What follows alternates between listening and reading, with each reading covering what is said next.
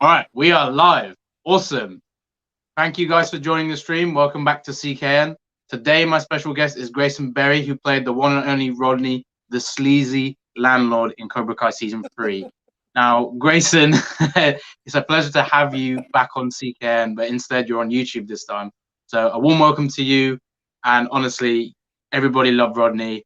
That sleaziness, the way you treat Tori, and you're the complete opposite of your character. So how this is going to work is obviously we'll ask you some questions. Some fans will definitely want to ask you some things about your character and anything else if that tickles their mind. And honestly, I can't wait to speak to you again and get into detail. But yeah, awesome to have you back. So generally, how do you feel about the reception that Cobra Kai Season 3 has got in the last 2 weeks?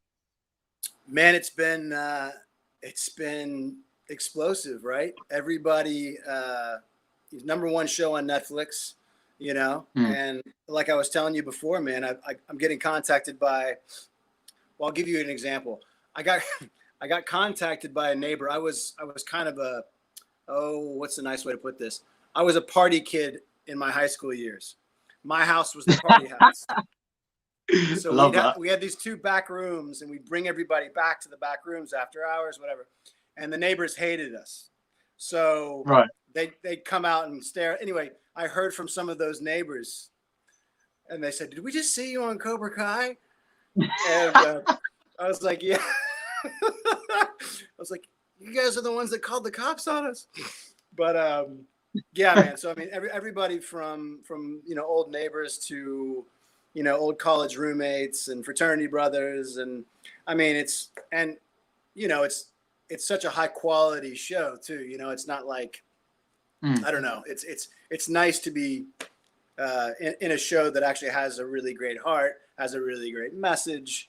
And I mean, I just binged Season 3 before talking to you a little more, just to kind of brush up. And it always leaves you in a good mood, man. It leaves you, feeling good. And I think, how many shows can say that? Right. I remember we touched upon that in our last interview. You said like the day you went on set to film your scenes with Rodney and Peyton and Martin Kove, you said there was no ego, there was no sense of like, oh, no one's bigger than you. It's just people were just really cool. And I think it's great that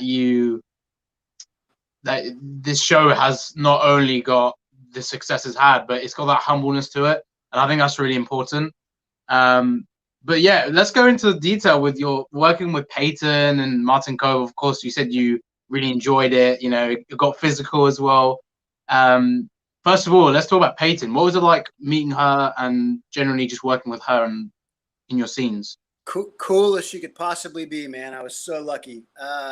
So I'll give you a funny story about that. So you know how she kicks in the gutter at the end of our scene when I give her the cat scratch fever and piss her off? Oh, yeah. So they were really concerned, whether she would be able to nail that. And man, she did it in one take. She kicked that gutter and smashed it. And it was like one take.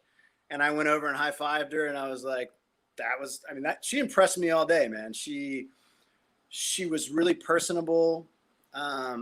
And it's not always like that.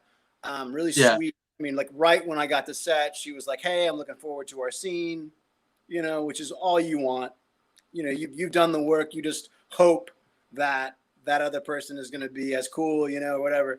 And she was, she was amazing, man. And her physicality, again, like it's one thing to be able to sit there and really connect and deliver lines and play the role. It's another to play the stunt. So they took us over to do the little where she grabs my wrist. This is my 5-year-old. This is my 5-year-old nephew, by the way. This has nothing to do with Tori. Yeah, someone is asking how your finger doing. You think it was actually Tori, but no, it's just your 5-year-old. steel cage match in the backyard. So yeah, we went to go get stunt coordination. For when she grabs my wrist and then holds me back, and I sort of fly back. And that was so much fun just to see how that works with the kids. Every day they go in, they choreograph. The stunt coordinators are amazing, man. They make it so easy. And I think we got that in one take. I don't think we did more than one take on her grabbing my wrist, because she's awesome, and I was kind of following her lead. Yeah, man. I mean, she was great. Again, I thought it was funny that, you know, I'm supposed to give her all these sleazy looks, and again, I don't think they kept that scene where she's talking to Kreese and I'm in the background, like fixing the electrical box, and I'm supposed to like look over and give her like these, you know, like, you know, give her the sleazy, you know, flirtations. And I had like two, you know, and she's just like, "Is that all you got?" I was like, "That's all I got." It's like racking my brain for sleazy gestures. But anyway. I mean, that must have felt weird as well, because like you're obviously not a sleazy person, and as far as I know, you're a really nice person and all that. So how did it feel? Was it fun to be like a sleazy landlord? Because it's obviously, it might be really different. I know you said in the past you played like some bad guys, but how did it feel playing with Rodney in comparison to like other types of roles? So much fun, man. So much fun. Right. You know, you get to hide, you know, when you play a guy that's like that, the accent, the background, you know, I'm kind of an acting dork, man. I like to, you know, if I could pull it out right now, I would, like a 10-page character history, you know, his favorite color and, you know, his favorite music and, you know, where he came from and his story. And so, you know, I have that before I get there, whether I use any of it or not. Who really knows? But so I mean, I love that, and that's the juice for me, man. That's the most fun of anything I do, is getting to do those things that you work on, that you practice in rehearsal with yourself on set, and actually getting good response. And I remember Hayden Schlossenberg directed my episode. And the lead writer, I think, was there as well. And they were saying, "Oh man, you know, you seem like a really nice guy, but your audition, you were really a slime ball, really a sleazy guy. Yeah. You know, it's kind of scary. You know, I was like, guys, I was like telling them, this is my generation. Like, you know, Bobby and Johnny and Rob Garrison. I mean, those were like the quintessential '80s bad dudes." And so I just told him straight up on set, man, I'm like, I am trying to recreate that with this character. Like, I love that. Yeah. You did recreate it very well. And I think it's just although it was a small type of moment, you know, with Tori and Rodney, it was like, I mean, I know we had one landlord, Ken Davitian, and he obviously hassled Johnny in the past, and then he started hassling Kreese, as you saw. And then we had your landlord, which was sort of a little bit different to Amand. And like, I was always thinking, are those two going to be friends, or are they going to have any sort of connection for being landlords? And we need to have a complete opposite. Battle of the landlords, bro. Steel cage match. I hope it doesn't go anything like the Borat scene with him and Sacha Baron Cohen.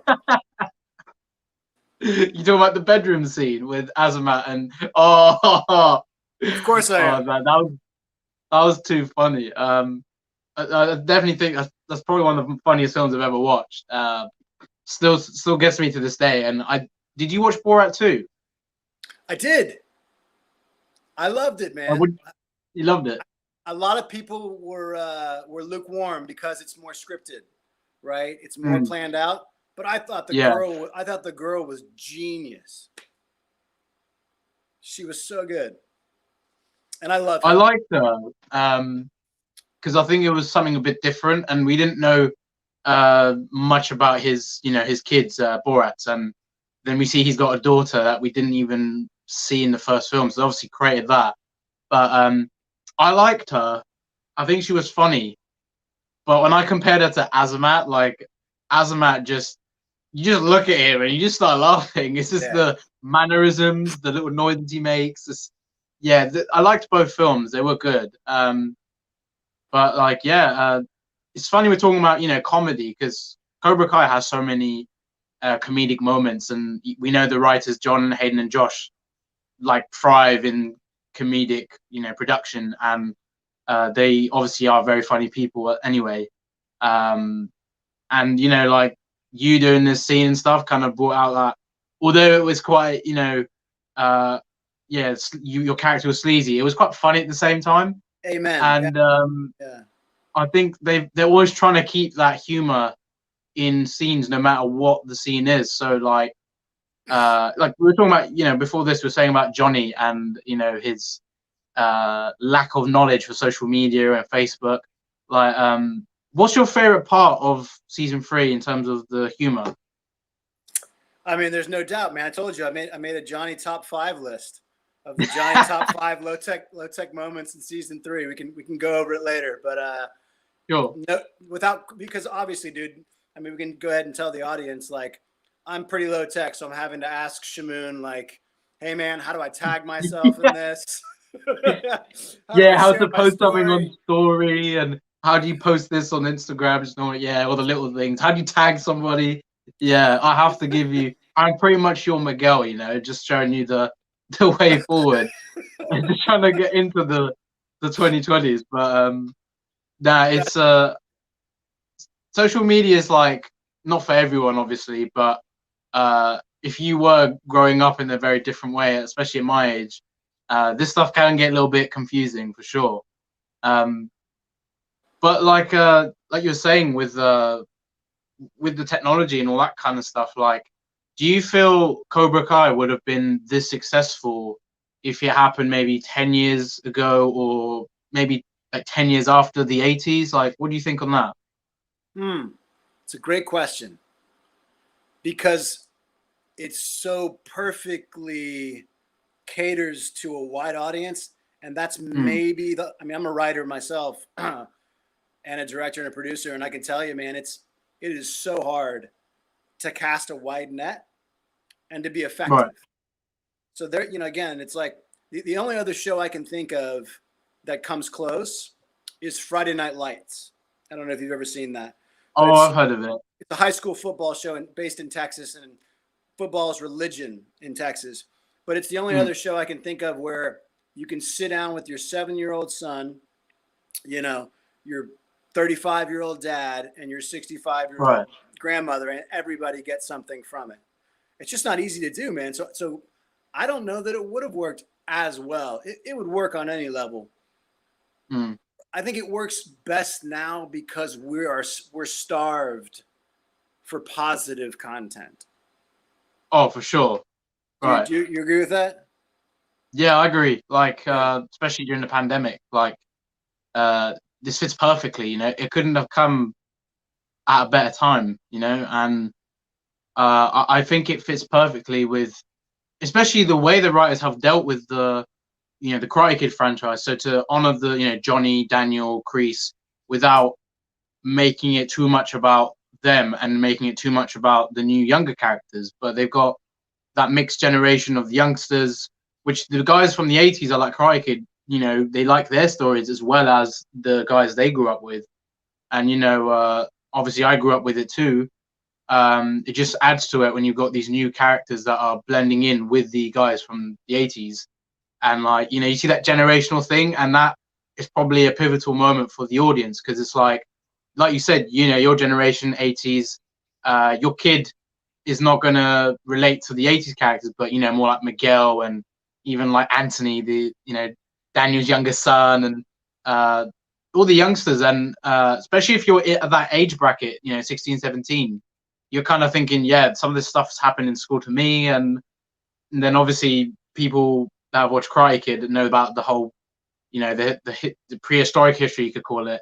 And seeing how things unraveled with Karate Kid with Daniel and Johnny. And like, how do you feel like you said about the writing, how do you feel the writers, what's your take on that in the way they dealt with both generations?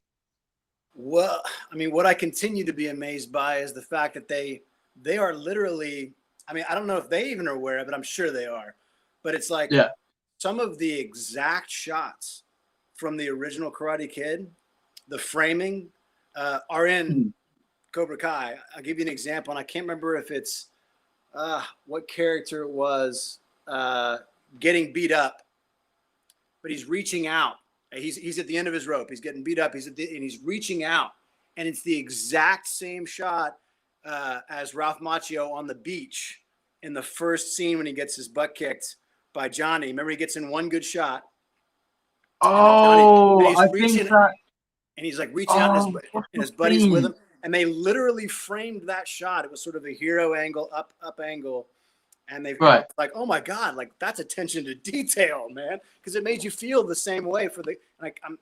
I'm drawing a blank. It'll come to me in a second. It may have been Sam, but anyway, that framing of like the reaching out and like the last leg.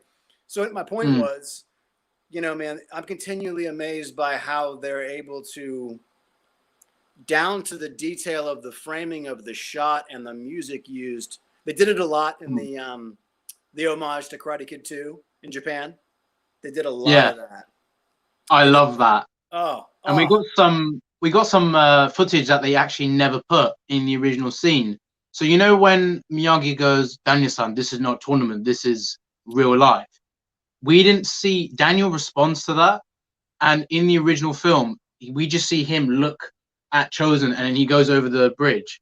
But in Cobra Kai, in episode 5, right at the start, that whole scene plays, and he says the quote, and then there's a new angle looking at Daniel saying, like, I know, and we never got that in the original Karate Kid 2. So I love the inclusion of scenes we never saw in the original film, and then they bring in that back to life in Cobra Kai, and it really makes you reconnect with the films and see something you never saw. So it's like Cobra Kai is not trying to just use the Karate Kid franchise just to make it seem relevant. It's good on its own, and it's also giving you something new from the original film. So it's like double whammy of greatness right there, and couldn't agree more with attention to detail. Like I love the effort that they go to with finding the little Easter eggs, little references, and I mean, I love every little thing you have there. And me being a big fan, you look at things in the background like, oh, I recognize that object or this and that, and I'm sure you can relate as well because you obviously grew up with Karate Kid too. Well, even golf and stuff. I didn't realize that the kid worked at golf and stuff. Remember when Hawk goes in and steals the stuffed animals? Yeah, Chris. And I got to look at his shit, and I was like, oh wow. And then yeah, man, I mean, I just literally watched the episode where Allie pops up, and it's like a little part of me was like a little kid again, just got really excited, and just kind of lit up and like, Allie, oh my God. What did you think about that with the way they brought back Kamiko, Chozen, these legacy characters, and then of course Ali, like Johnny's first love and Daniel's first love? Like that was huge. Yeah. So I don't know if you've ever heard of a movie, Shamoon, called Boyhood by Richard Linklater. Oh yeah. Ethan Hawke, and they shot it over a 12-year period. My point there is like, it is incredibly difficult, man, to keep these people looking the same, that some crazy accident hasn't happened or whatever. So yeah, man, to see especially the two characters from Karate Kid 2 pop up and look as good as they did, and to bring back that spark was genius. It was genius for sure. Oh, I love the scenes of Chozen, man. Like especially when he shows Daniel that Miyagi pressure points technique, and he's like, I've been waiting 35 years for this. He's getting ready, and I was like, he's gonna do the honk. He's got to do the honk. Like, what a missed opportunity that would have been if they didn't. And he ended up doing the honk. He's got this hysterical laugh. It's like he had Daniel the whole time. I love that he used that to his advantage. And like, I mean, he was great. Kamiko was great. That was very emotional, when she's reading the letters, the love letters that Miyagi wrote to Auntie Yukiya. And you were saying about the attention to detail. It's also, the fact Daniel's business, his car dealership, he needs that deal with Diona. Yeah. And then he finds out the young girl that he saved in the typhoon ended up saving his business because she was the VP of Diona. And it's like, these guys are like in 2050 with that, you know, like that way to, I mean, they're really big fans. Do we know, Shamoon, whether that was the actual, do we know that, is that the actual girl? I think it is, yeah. It's That's the amazing. actual, yeah, that's the same actress. And yeah, again, like you said, to reach out to her and to find her and everything, like, I mean, I don't know how old she was when she was doing that film, but obviously about 35 years. So she would have been like 5 or 6 maybe when she was in For Karate Kid 2. And wow, the way they honored Miyagi as well, without disrespecting his character or being too controversial with what he hid from Daniel, was sweet. Because like he didn't want him to learn a technique that obviously he could use to kill, or even, you know, because like Chosen said, it was all about this technique was used to kill the, you know, invaders, and it was made to kill enemies. And you can understand why Mr. Miyagi didn't teach Daniel that. But honestly, like, what would you say out of season 3 took you by surprise? I mean, there's obviously going to be many things, but was there a specific moment you just were completely gobsmacked? Well, I mean, I'll give you a special moment. I mean, there's certain things that sort of get us, right? And Right. the one that got me the most excited was Bobby's sweep of the leg in the church. In the teaser. Dude, I love that. I almost jumped out of my chair. Yeah, Bobby. Because I'm not sure. You're gonna know better than I do, but doesn't he do that exact move against LaRusso in the All Valley tournament in the first movie? Like, doesn't he sweep the, like, he comes out? They all kind of come out something. I think it was at funny enough, I think it was at the soccer game. He basically just sweeps LaRusso while they're playing soccer. I think it's that scene. Because he does injure LaRusso at the tournament. But yeah, I love it as well, because Bobby's like, forgive me for this, Christ. And then the sweep is brilliant. It completely got me. My brother was saying the same thing. He probably thinks that was the funniest moment for him, and I couldn't agree more. But it's, I mean, Bobby's a great character. I'm so glad that they had one of the OG Cobras come back, because I was thinking, you know, it's going to be tough. You know, rest in peace to Rob Garrison. He's no longer with us. How are they going to go? I mean, obviously his character in the series died as well, and that's makes it more insane, you know, with reality. But I mean, I hope we see Dutch. You know, it'd be awesome to get him back. I mean, we know he's in prison, but I mean, I'm so glad we saw Bobby, because I mean, Bobby was he's probably like the most sound-minded out of all the OG Cobras. Like he doesn't try and start, like, if, like, for example, when, you know, Daniel gets jumped by the by, you know, all of Johnny's friends, he goes, all right, Johnny, I think that's enough. And they're like, no, we got to keep this going. It's he's always been he's kind of like a voice of reason. Like he still has that side to him where he's a human. He's not going to be like Kreese, you know? Yes. Yeah. I loved seeing him back in it. And I can't stop loving what Johnny's doing. You know, that character, I mean, our hearts always go out to the guy who's down on his luck, you know, who's crawling, scraping his way back, and just is completely fallible the way we all are.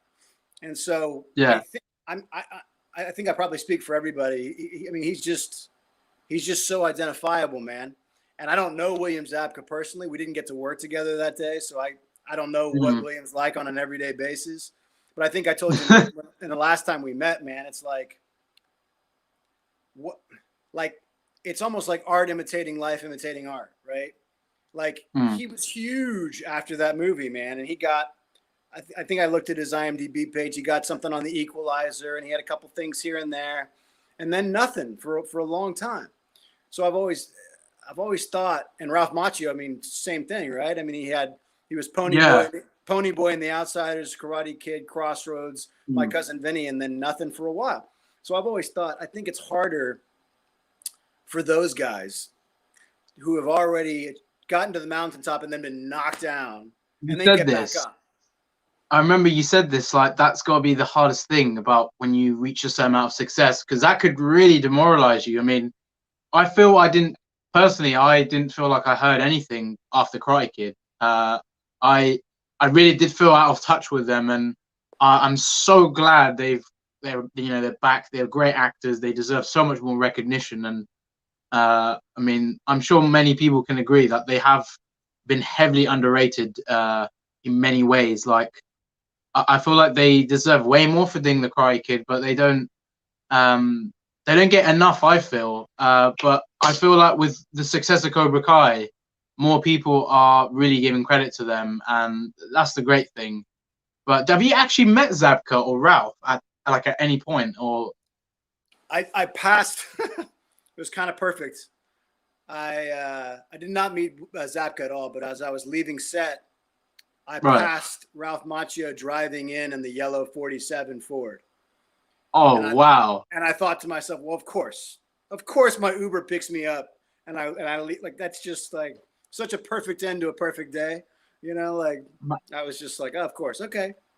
Did you not hesitate did you not even think, I'm going to cancel this Uber, just say, look, Uber, Ralph Macchio just arrived. You really think I'm going to go back home right now? I need to speak to Ralph and then go. Oh, you can wait. You know, you can cancel the Uber. I'm meeting Ralph Macchio. I can order another one. Man, it's one of those, maybe it's a guy thing. I don't know. It's like, so in sports, they always say, you know, after you score a touchdown, act like you've been there before. Don't spike the ball. Don't dance around. Don't showboat. Just thanks so much. So I guess I try to, I don't want to, these guys get so many people, I'm sure, coming up to them and autographs and all that I'm, you know, sure. I'm confident that, you know, if things go well, maybe we'll meet again, you know? I really do hope we see you back in season 4, because, you know, we always have that connection with, you know, your character was going to have that connection with Tori and even Kreese. I mean, some people in the stream were saying, like imagine if he, you know, Rodney joins Cobra Kai and, you know, Kreese goes, oh, you're that landlord, aren't you? I mean, I don't know how that would work, because I don't think adults really join the classes and stuff. But I mean, it would be interesting if Rodney is somewhat a part of that, you know. But what are your thoughts on Terry Silver at the end, or if it is Terry Silver? I think it is. That Kreese was calling on the phone. Oh yeah. Well, he talk about a great bad guy. That guy has it on lockdown, right? For sure, yeah. He's on another level with the way he played Terry. Like, to be that conniving, that psychotic, you know, to get in that state, it's like Joker almost. Like, oh, it was phenomenal. It was so fun to watch. It's almost theatrical, you know, like the way he's trying to manipulate Daniel, and he's actually more insane than Kreese, and that's the funny thing. Like, 1 second, cheers. I think in some ways he's actually more insane than Kreese, and I think that says a lot about the character. Yeah, well, you know, we're getting to know a little bit about Kreese's background, right? So, like the Joker, you get to know how he came to be. The origin story is always the most interesting, right? Batman Begins, the list goes on. Casino Royale, always the best. Oh, sure. But yeah, Kreese has a little more humanity than Silver, I think. Silver's just straight sociopath, right? Yeah. I mean, and I would be more than honored to be their henchman if they need me to go out and run dirty errands. Rodney's the guy. Man for the job. Yeah. Yeah, man, Martin Kove. I mean, again, you know, I'm kind of more starstruck by him, you know, just because he's been doing it since the 60s, you know. And he was in a lot of those old vintage military war movies, which is ironic, right? Because of the character. He was in Rambo as well. I remember that. That was dope. Yeah. Oh, yeah. It all sort of fits together perfectly. But, yeah, our stunt sequence was a lot of fun, man, because he's a Jersey guy, East Coast guy. And so we had a lot to talk about. You know, he goes to the Hoboken Film Festival, and so I'm up near here sometimes now, and it's nice to resonate on that level. And I don't know, man. There's something about East Coast people. They're very straightforward, no pretension. It's very so, and he's like that in real life. So it's, you know, he walked up to me in the trailer or in the makeup trailer when I was getting my hair slicked back. And this is funny. This is funny, man. So I did The Marksman with Liam Neeson literally 6 days before Cobra Kai. And I had literally grown out my hair so that I could slick it back for Rodney. Yeah. It's like instant douchebag as soon as I slick back there. So So I remember telling the lady in the trailer for The Marksman, she's like, "Oh, you know, you're a customs officer. You know, she starts shaving my head, man." And I'm like, whoa. I'm doing Cobra Kai next week. I was like, the director's going to be pissed if you cut anymore, you know? And they had another girl came in, and I was like, it was one of those moments, Shamoon, where you sort of go, you know, like, you know, I'm not a diva, but I could imagine like, they get some of the, you know, like, "Oh, don't touch my hair." I was like, no, you don't understand. Like, this is a big role for me. Like, I really want to be, you know, look like I mean, that, your hair was like your role basically. In a sense, like your hair was holding you to that role. And oh my God, I mean, that was the worst case scenario if your hair got completely shaved off. But I'm glad it didn't happen. That would have really. It just took a lot more hairspray, man. Just had to put on a really long wig. Just maybe my sort of hair. It's funny, man. Oh, man. Yeah. So, but yeah, that was a funny connection because I went from New Mexico, then back to Atlanta, and yeah, I remember worrying about it. Anyway, I got into the hair trailer. She was using the hairspray, you know, copious amounts. Yeah. And Martin Kove, he puts his hands on both shoulders and he's like, "Are you Rodney?" And I was like, it's like, yeah, man. It's creeped, like, I bet the way and the mannerisms. Rodney? And he was like, you know, "We're going to have some fun." And I was like, right on. And that's all you want. Again, you know, it's, they have that one for all for one team spirit thing going over there, man. And I'm sure Ralph Macchio has a lot to do with that too. I didn't get to meet him or talk to him, but he strikes me as, you know, a backbone kind of guy that really the glue, you know, and obviously I heard somebody was telling me that he went and got his law degree while things were slow in those years where we didn't see a whole lot of him. I mean, that says a lot about a guy, you know, so. Yeah, it does for sure. I mean, imagine you're at college, you're doing a law degree, and then you just go, "That's Ralph Macchio. What are you doing there? Shouldn't you be kicking butt?" What were you teaching Miyagi-Do? No, I'm actually studying with you guys. Like, damn, that must have been surreal. So whoever got the opportunity, lucky. Right. Like, well, and I heard he learned guitar for Crossroads. Like, I heard he really became an expert guitar player. So his dedication, commitment are there, you know. For sure.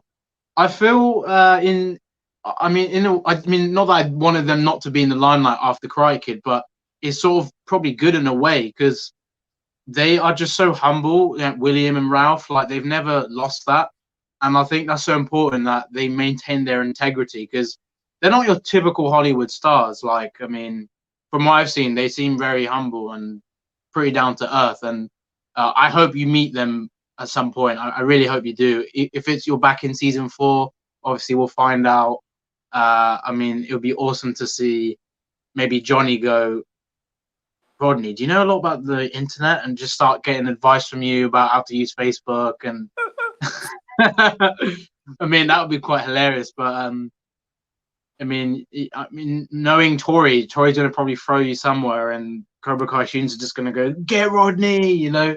It's going to be, you're going to have to learn to protect yourself. So possibly you go to Ralph and you go, "Please teach me Miyagi-Do. I've been jumped by Tori. She's crazy." She's a wacko. Yeah, dude, taking a punch in a fight sequence is one of the most fun things you can do, man. Both getting killed and getting beat up are actually a lot of fun. So Right. So what was it like? So you were talking right before about the reception with fans and such. Like, how do you feel that's impacted you since you've been involved in season 3 of Cobra Kai? I mean, I've been doing a lot more of this. For sure, I bet. You know, man, it's all gravy, really.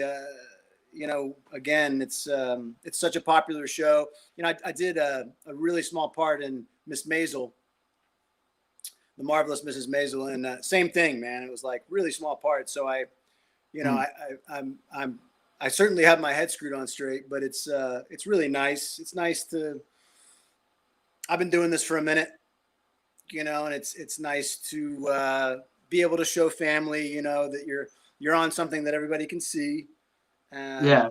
And it's nice to be able to show them a different side of myself. I mean, I guess for the first 10 to 12 years of my career, I played the good guy, you know, which is fine, but the bad guy is just so much more fun, man. So it's nice to be able to show them a different character and get to hear from old friends and you know, it's you know, I'm lucky, man. I mean, that's the truth is there's a lot of shows out there, man. There's a lot of auditions. There's a lot of things that are always coming at me. And I mean, for a role like that, they probably, I don't know, they probably see about 100 people, I would guess. So anytime I think you get something like that, you're just grateful that you got to play. And if it happens again, you know, it'll be even better. So yeah, man, it's been great. I mean, especially something that links me back to like my youth. I think I posted a picture of myself dressed as I remember that. It was that great. Was us, dude. that was it, man. It was Bruce Lee. It was go to the mall, buy your next set of Chinese throwing stars. You know, you know, become literally Bruce Lee. Yeah, you would sit there with your friends and you would choreograph fight sequences in your yard, and the goal was you get out there in the yard with these battle royales with your friends, and you would try and stage it so well that cars would stop. That was the goal. If you could get a car to stop, an adult would stop and say, you know, your kid's okay, then you know you really. We're all good there. So I mean, and then you've got the video game sort of parallel, you know, with.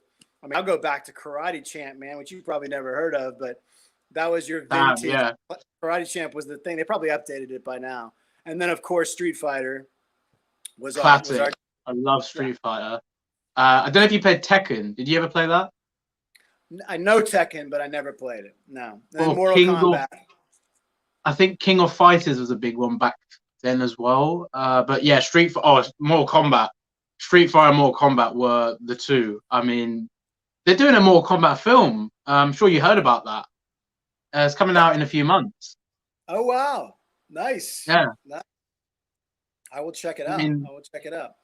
In this sort of decade, and with technology and the movie industry's, how amount of tech they have and how advanced it is, like I can only imagine it feeling exactly like the video games, but maybe even in more detail, more cinematic. Because I mean, the last time we saw a Mortal Kombat film was the 90s. I think I wasn't even born yet. I think that's how long it's been. Almost like, since we last saw a Karate Kid film, it's pretty much similar amount. But of course, check that out. I think it's out in April, HBO Max, I believe. I will for sure. And I don't want to leave out the kids, man. I call them kids because I'm older than they are. They're not kids, but Gianni in particular stands out as a character that's really growing on me, and I'm sure a lot of the viewers out there. He's got that heart of gold, but he's sort of in that shell of your classic, bookworm, etc. But he's got he's got some depth, man. I think they can really take him on a fun journey, and his acting with the cast was excellent, and It just really was. his relationship with her is fantastic. So I love Gianni. I think he's killing it. And then Miguel, man. What again? Another like insider actor thing is it's so hard to act lying down, like to act in a sort of just to be sick, to be hurt, and to sort of perform that way because you're there for 8 to 10 hours doing that, right? And I thought Miguel's the first dramatic scene. I don't know if it's like episode 2 or 3 when he tells Johnny to get out.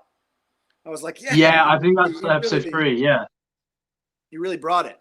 So yeah, I think the kids are outstanding. And Hawk, it's almost Jacob. like Yeah, Hawk is hanging on by a thread to the real badass with the edge, right? All the rest of them are sort of, well, I mean, the new inductees are still hard too, but Hawk, you can tell he's like, it's like he's holding up the evil end of things, and that's not easy to do either. So I think Jacob, Gianni, Cholo, Mary, Peyton, all the youngsters, they do such a great job, and it just impressed me so much more because I'm literally near their age. I'm 21, and a lot of them are 21, 22, 19, and the way they smash their roles is so good, and you can only tell that their future is going to be great. Like, they're doing this now at this type of age. Just imagine what they'll do later on. And it's funny you said about Dimitri, right?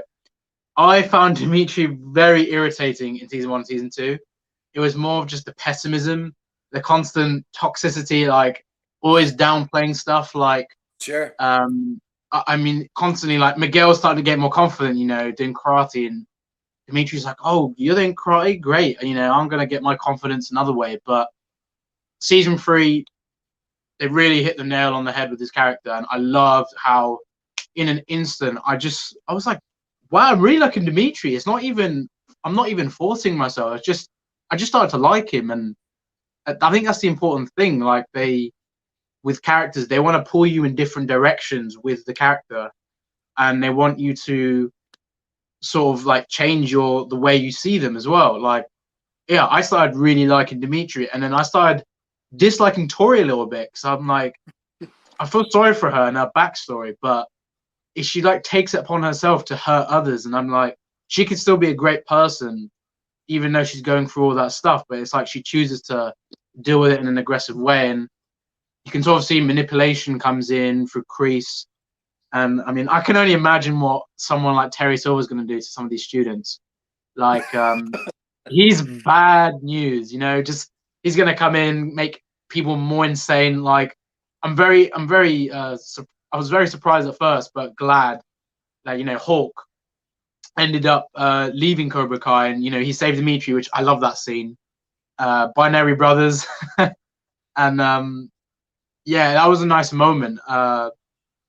But like the way the writers have written their characters really does justice for the show, and also the main protagonists of the show, because all these arcs going on, everyone's linked in, and there's not really a moment for me that goes off pace. It's just it truly is. The show's so like focused, and it's so interesting. Like, there's nothing about it I feel that really lets me down. And not trying to be biased, but it really is good.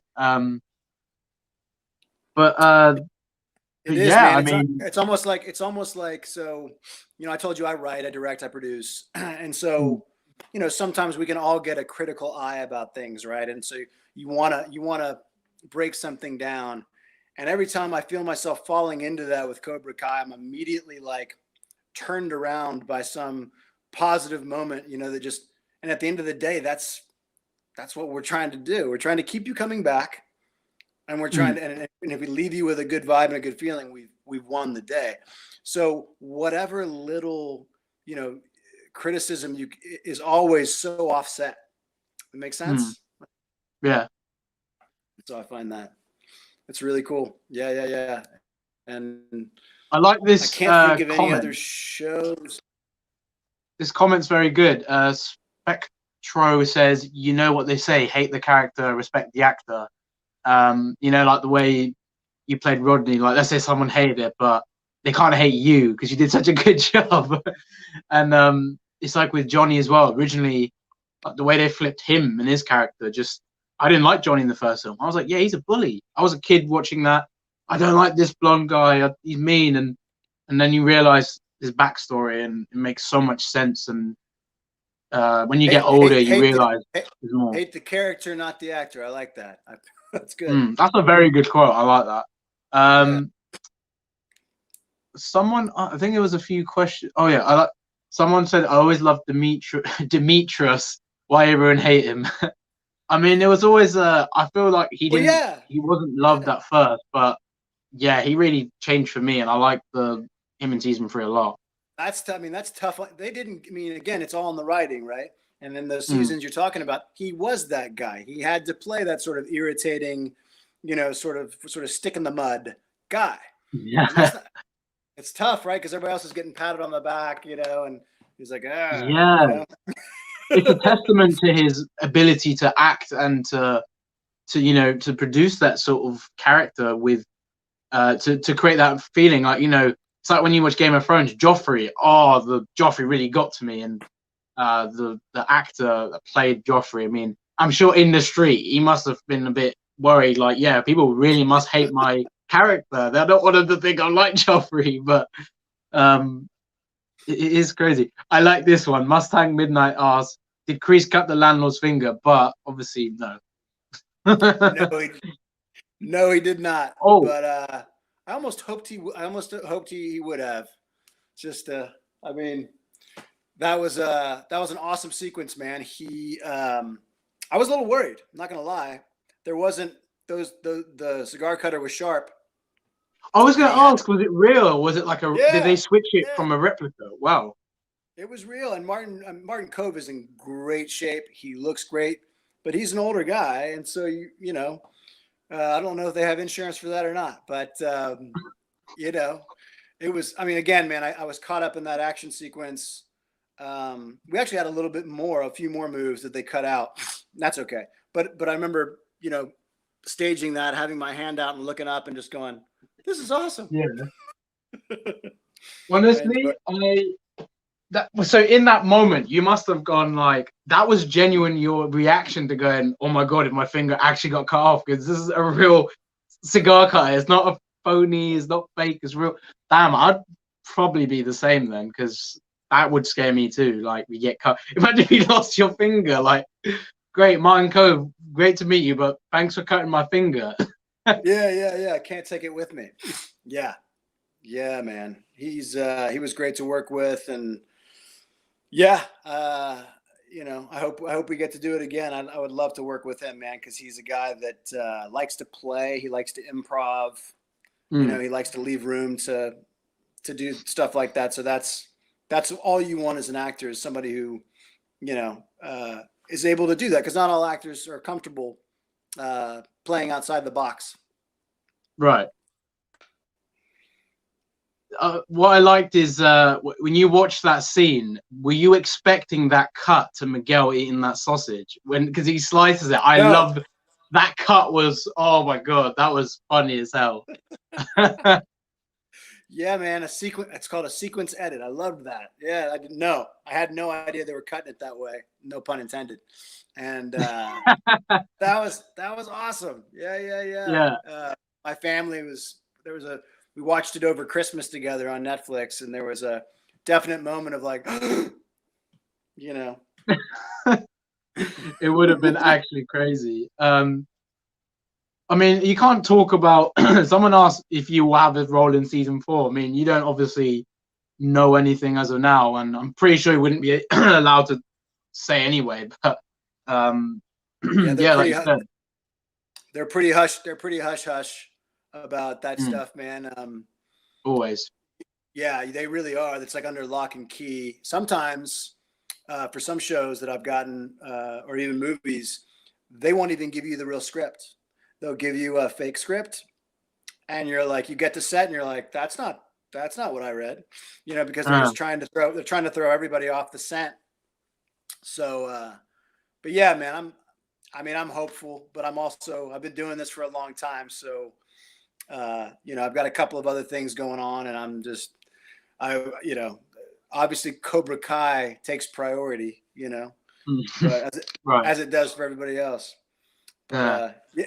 So yeah, man, my love for Johnny Lawrence runs deep, and especially his low tech challenges. I can't wait to see your list. So in your honor, man, I've got a Johnny Lawrence's top 5 season 3 low tech moments. You ready? Okay, I'm ready. Let's do this. All right, man. All right, number 5. The pawn shop owner asked Johnny if he plugged his laptop in, to which he replies, "Do you remember?" Oh my God, you're quizzing me. I love this. Okay. No. Doesn't he say, have you tried? What does he say? Is this in season 2? 3. Oh, in season 3. Damn, I should know this. I'm getting exposed. He says the pawn shop, or Johnny says, it's wireless. Oh yeah, because about the Wi-Fi. Yes, I remember now. Yeah. He's next one. He's like, yeah. Okay, number 4. How long does it take for Facebook messages to get delivered? He asks Miguel that when he's talking to Allie in Colorado. He's like, she's in Colorado, man, so it could take a while, right? And Miguel just gives him that great deadpan, like, it's instantaneous. Yeah, instant. Within a second. That is a funny quote. Because number 3, I love the way Johnny just sort of he really takes himself seriously, and he's like, I mean, obviously because of region, it's going to take a while. I love that little joke he had. Like he doesn't know anything about technology, but yeah. Number 3, hash brown me too. Yeah, that's with Sid, isn't it? I mean, dude, that was good. And then I don't know if you know, so the D. Snyder character, he's the lead singer for Twisted Sister. A little before your time, when he takes him to the concert. Yeah, I knew D. Snyder once. So basically, I did a trailer reaction to it, and things were going so quick. I was like going crazy about some of the scenes they were cutting, and then I saw D. Snyder, but I didn't process it. And people in the comments like, "Bro, how could you not say anything? D. Snyder was right there." And I was like, "Yeah, my bad. That looks bad on me." But I realized right after it was D. Snyder, but in the moment I didn't react because it's cut so quickly. Yeah. And I do feel bad though. That's not your generation, man. You're 21, 22? 21, yeah. Yeah, man. I mean, Twisted Sister was my generation. That's 86. That's like, but I Want to Rock and what was the other hit, man? We're Not Gonna Take It. Anyway, I Want to Rock is the one I heard. And I've heard it in other films and stuff. So I knew, I looked it up a while ago, and then I realized, this is the man, D. Snyder. And in the moment, I mean, I think it just threw me off. So yeah, number 2 is I don't have Facebook anymore. I threw my phone away. Yeah. When he basically, I think this is when he's with Miguel. He says this at the concert. Miguel's like, you have Facebook on your laptop, right? And then he goes, oh. Yeah, that was funny. I like that. And like, because he just thinks it's all Facebook's on like a device, it's not on a computer. But it's amazing how behind he is on the Wi-Fi. Even charging your laptop, like it's wireless. Yeah, dude. He's like, he gives him the laptop, and he's like, it's broken. He's like, did you plug it in? Yeah, the pawn shop guy. Oh, that was funny. All right, man. And the number 1 Johnny Lawrence season 3 low tech moment for me, he's looking into how to help heal Miguel, and he dials up WebMD and goes, WebMD.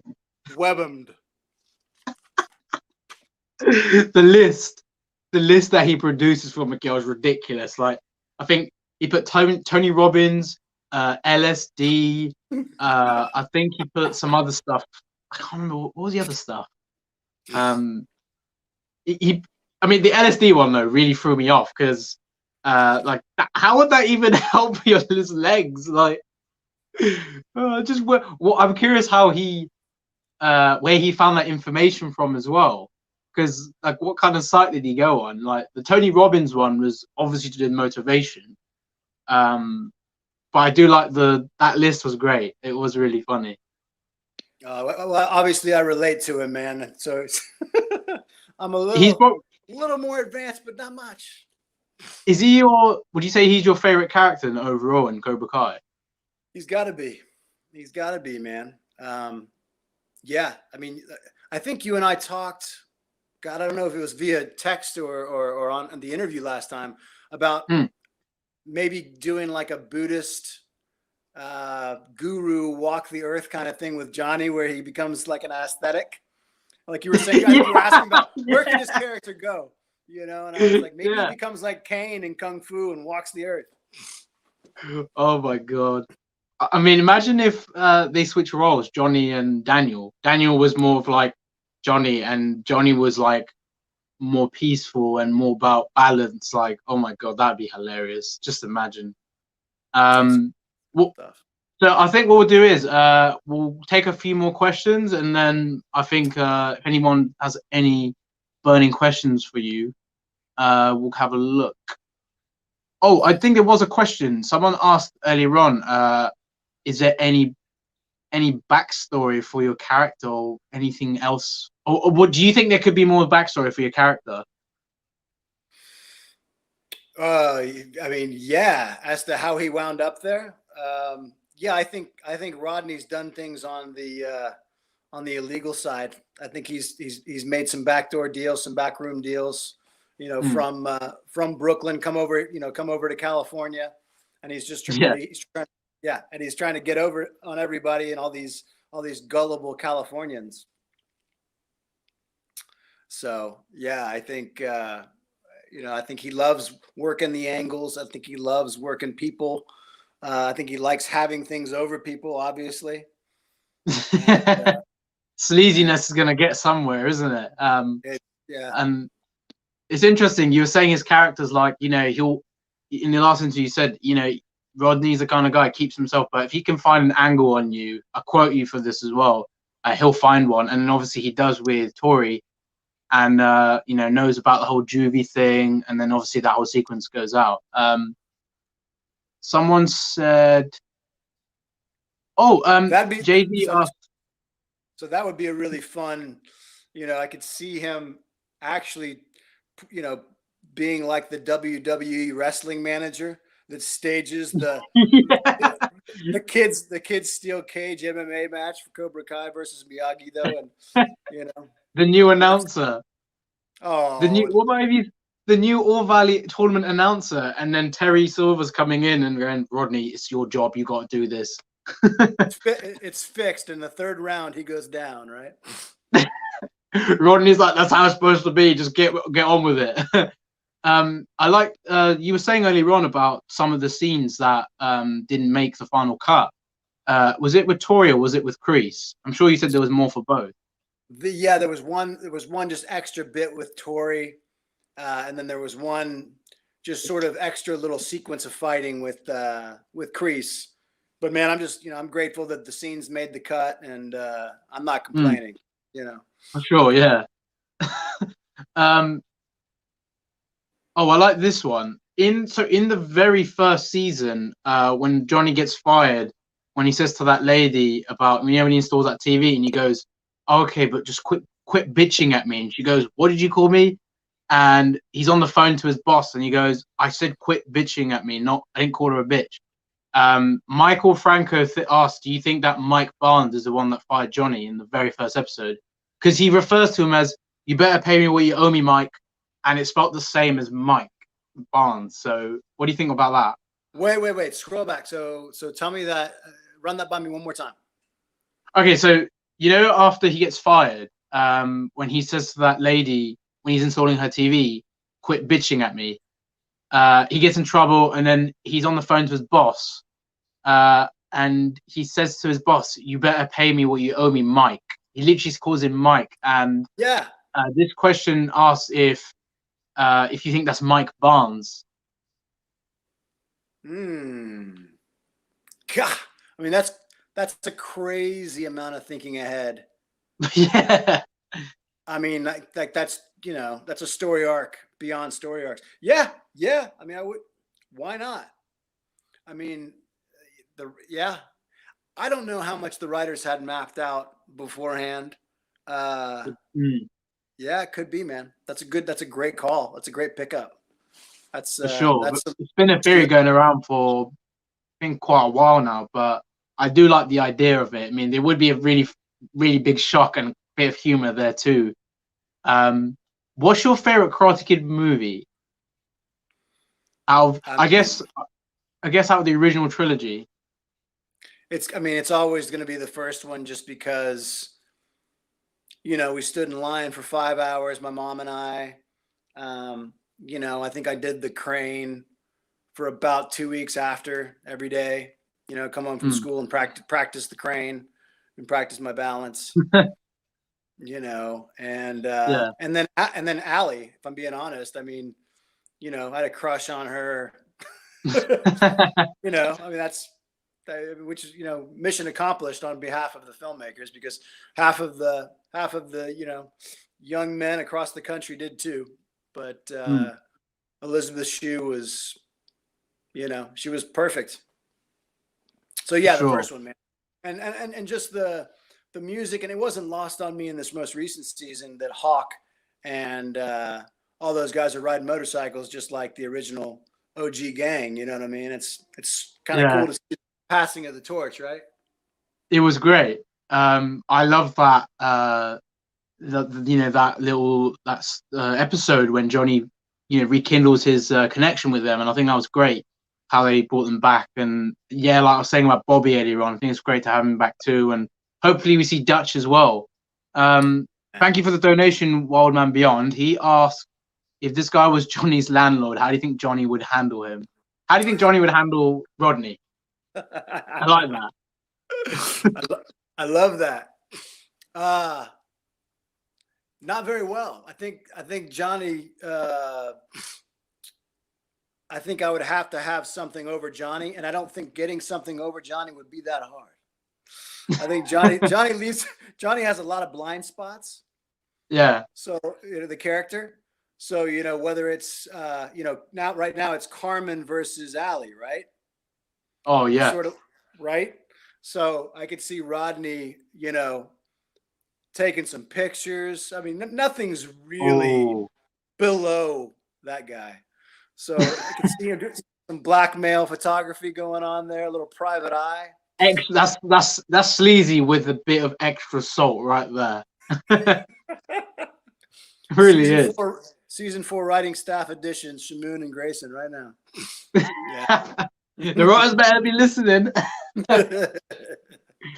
Oh man, now well, I mean, like you said, he'll get an angle on a character. I mean, if he really hated Johnny, or he was offered money, I'm sure he would do anything if he's going to get a benefit out of it. This question we're constantly getting. Sorry, continue.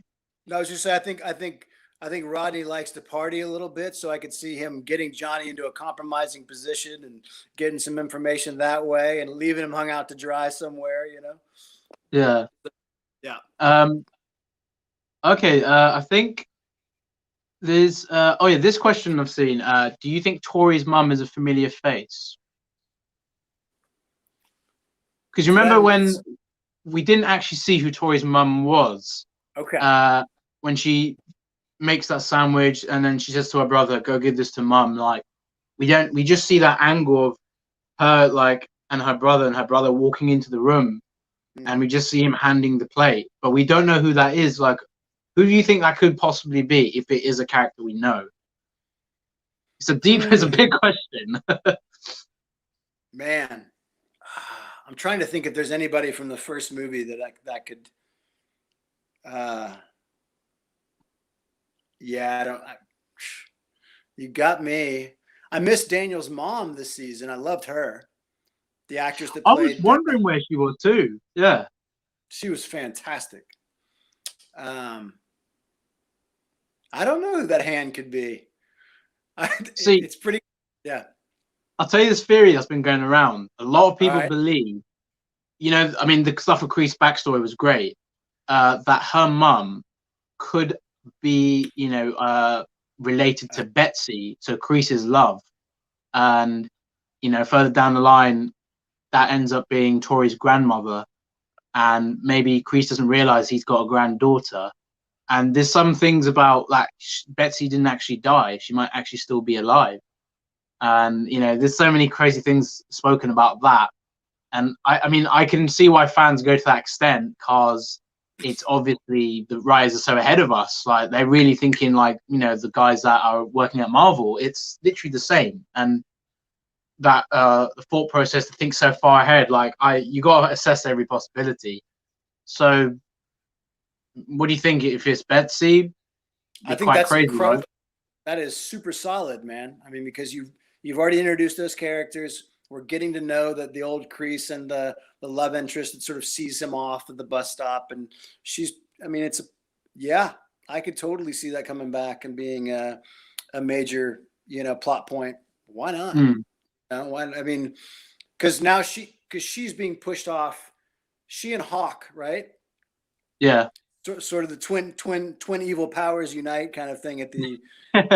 so yeah, I think that works great. And I guess Silver, if he is going to play a part, could take them to that next level, right? Because they need to come back. They need to come back. I mean, Cobra Kai, or Kreese's Cobra Kai, I should say, needs. I think you're right. I personally think, although I want Miyagi-Do to win and Eagle Fang and that team up, I actually haven't discussed that before we even think about ending this. Soon. We've got to discuss the finale, like that ending. Like, before we get into the Terry and stuff, what do you think about the ending? I loved it, man. I loved it. I mean, you're torn, right? Because you see the understanding between LaRusso and Johnny. There's like, it's okay that they acknowledge each other, but we don't want it to go any further than that. They've got to remain on opposite sides in some way. So I remember thinking that, and just, Kreese fought in, some crazy wars. He's seen some pretty horrific stuff. So if you haven't killed him, he's coming back in a big way. Well, I know his son, right? His son in real life, right? Is he a part of the show, I think, or something? So I think maybe, he's gathering his forces, and Silver's just the man for the job. I think, yeah, Silver. I really hope we see the Thomas Ian Griffin come back. I mean, he retired from acting a long time ago, but I personally think they're going to keep that under the wrap. Nobody's going to know about it, because it's such a huge deal. It's like you were saying, you're getting fake scripts. There's going to be moments where I think none of the actors probably know, apart from the writers. And I don't want that getting leaked or anything, because that's huge. And I mean, it was mad that. I mean, it only makes sense for him to call Terry Silver, and I mean, I think that's the crazy thing, But we were saying, yeah, about that ending. Like, do you think Terry would be better than Kreese in terms of leading Cobra Kai? I think he would definitely be more cutthroat, which which is hard to imagine, but he is. He's kind of sick, right? Kreese is damaged. There's a difference between being damaged and then having that touch of real evil, which is kind of insane. Kreese is sane. He's just a damaged goods from his past. So I think, I think Silver will probably take it up to another. And quite frankly, as a viewer, I like that idea. I like the idea of dialing it up a notch, and giving us more to hate. Yeah. Like, I really think they will. Personally, I think they will win the All Valley, because Kreese and Terry need that moment of, we were right, like we won the tournament. Because with Johnny and Daniel, that would make things way more interesting. Remember how Johnny was so certain and then they're not going to lose, and Kreese says, let's do this the old-fashioned way. After that insane fight with him, Daniel, and Johnny, and Daniel looks at Johnny and gives him that look like we got to win this.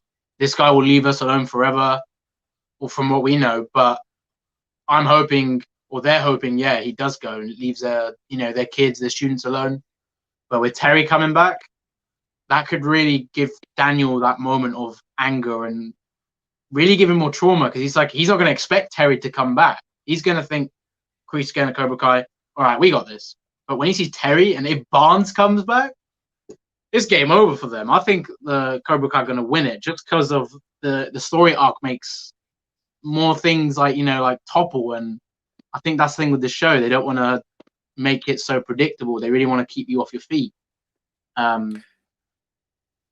I love how they involved ESPN and the anchors and the trailers. Oh yeah, Valley tournaments. I'm a huge sports fan, so like I loved seeing Rich or whoever it was talk about the All Valley tournament as if it actually happened. It was an actual event. It's just it's so cool the way they frame that. Man, I'm gonna have to jump out here in a second. Yeah, no worries, man. I think that's everything, man. We had loads of questions answered and everything. Grayson, thank you for coming back on. It's such a pleasure to have you on as usual. And thank you to everyone joining CKN. I hope you guys enjoyed this interview with Grayson. Hope you got your questions answered. And a quick shout out to the CK family. There's a group on Facebook that have been giving me phenomenal support with the channel. I gotta give a big shout out to them. Eric Lee, Matthew, you guys are awesome.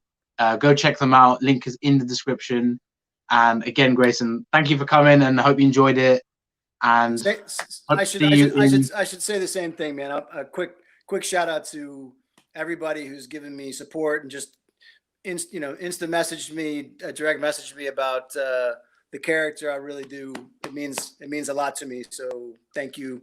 And Shamoon, I really, really appreciate the time, my friend. Let's do it again. Oh, no worries, man. If you'd like to say anything about anything else you need to promote or anything about upcoming projects. I'm in the middle of finishing my first horror anthology called 9 Lives, 9 INE, and we have just shot our last film. So go to 9livesfilm.com, check out behind the scenes stuff there. And then I've got an episode of New Amsterdam coming out. I've got a Law and Order episode I'm going to go shoot here in about 10 days. And can't wait. We'll talk about it. Yeah, give me drop the links will be in the description, so you guys can check that out. And we really need to help Grayson on his whole funding for 9 Lives, because you definitely deserve it for that. And you're working so hard to get this going, and I'd love to help you everything I can with my subscribers and whatnot. So I hope that helps. But yeah, thank you for coming again. You're great.